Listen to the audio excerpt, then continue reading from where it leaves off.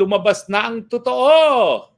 Ang totoo po, magsasanib puwersa na ang Dilawan, Pinklawan at ang Marcos administration. O di ba sinabi ko na sa inyo yan?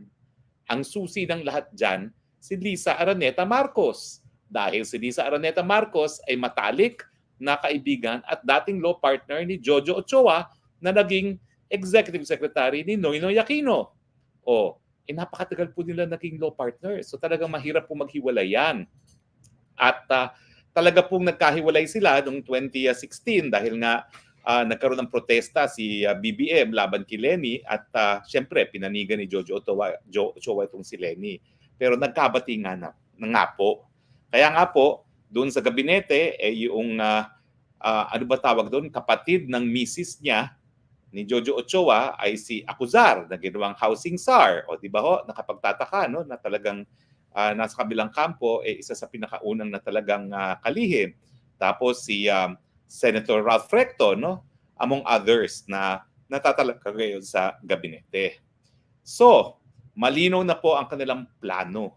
Magsasalib puwersa, Dilawan, Pinklawan at Marcos administration laban sa mga Duterte.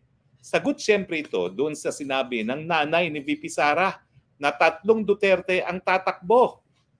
Siyempre, nayanig po silang lahat. Ang balita ko dyan sa Malacanang, sa politikal, gabi-gabi sila nagmi-meeting dahil talaga hindi nila maintindihan kung anong gagawin na ngayong 3 Duterte ang tatakbo sa Senado. Ano ba ibig sabihin kasi ng 3 Duterte? Tanggapin natin, magpaplano po sila na i-impeach itong si Inday Sara matapos siguro itong kanilang gusto mangyari na mag-charter change. Inuuna lang nila yung charter change. Walang kaduda-duda, sa Kamara may numero. Pero sa Senado, ibang usapan yan. Meron pong 12 na maiiwan dyan. Yung 12 yon, napakadami namang kinampanya ni Inday Sara nung huling eleksyon. Nandyan pa yung bloke ng ni Zubiri. 7 po sila, 5 lang maiiwan. So 5 na yan. Meron pa tayong 3 PDP dyan, 8 na, no? So, tapos, kung magkakaroon pa ng 3 Duterte, di 11 na. Wala na po silang numero para tanggalin si Inday Sara Duterte bilang Vice President. So, tuloy-tuloy na talaga ang bakbakan hanggang 2028 pag-eleksyon na. Now, paano naman nangyari na yung talagang mga nagsalita ng mga matitindi laban kay PBBM, sila pa ngayon ang makikipagkampihan kay PBBM. Yan pong nagpapakita na bagamat ang mga Pinklawan at Dilawan, mga self-righteous po yan. Parang sila lang yung mga magagaling. Parang sila lang yung mga may kakayahan maglingkod. Parang sila lang yung mga malinis. Nagpapatunay po talaga yan na wala silang mga prinsipyo. Talagang gamitan lang ang kanilang politiko, ang politika. Dahil kung meron silang prinsipyo, naku, paano naman nila malulunok yung mga bato nila kay PBBM?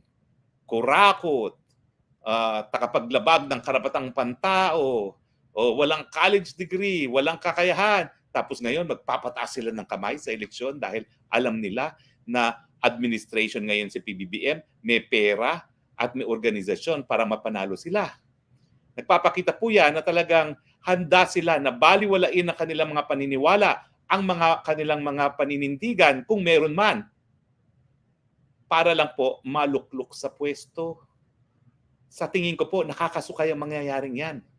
Nakakasuka po talaga yan. Na parang, wow, demonyo si PBBM, pero sa pagnanasa nila na makabalik sa pwesto, lulunukin nila lahat ng mga sinabi nila kay PBBM, makabalik lang sa pwesto.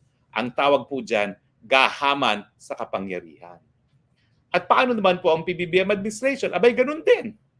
Kung gano'n nila kinasuklaman yung mga Dilawan at Pinklawan na nagpaalis sa kanilang pamilya nung EDSA, dahil nga alam nila na may banta sa mga Duterte, dahil mga Duterte kinu-question ngayon ang kakayahan ni PBBM na magpatuloy bilang isang presidente, kakalimutan na po nila lahat ng mga masasamang sinabi sa kanila ng Pinklawan at Dilawan at makikipag-isa sila.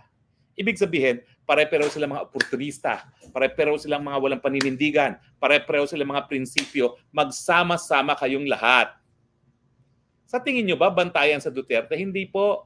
Kapag sila nagsama-sama, alam na ng taong bayan, nako, wala kayong mga mabuting gagawin.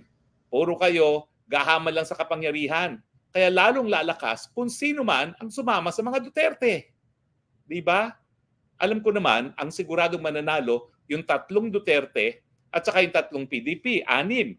12 lang naman po ang hahalal natin. Di ba?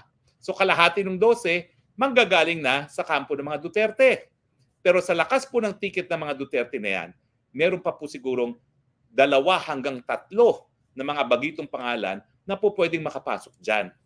So posible po hindi lang 6 ang makukuha ng Duterte, kundi ka hanggang 9 kapag natuloy po ang plano na talagang sila ay tatakbo.